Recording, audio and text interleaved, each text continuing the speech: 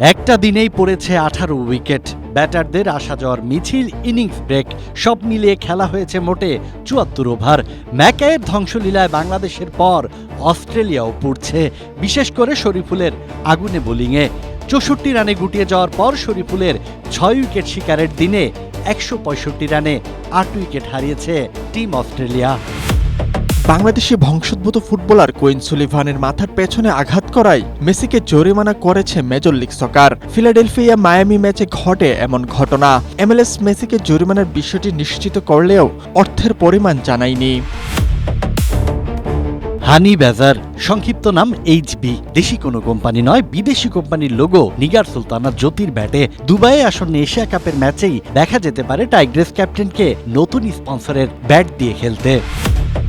ভারতের মাঠে খুশি নয় ব্রাজিলের প্রতিনিধি দল। ভারত ব্রাজিল ম্যাচকে সামনে রেখে স্টেডিয়াম ঘুরে দেখে ব্রাজিলের সদস্যরা। সে সময় মাঠের অসমান অংশ, ঘাসের ঘনত্ব নিয়ে আপত্তি তোলে তারা। মাঠ ঠিক না হলে ফুটবলারদের ইনজুরিতে পড়ার আশঙ্কা দেখছে ব্রাজিল।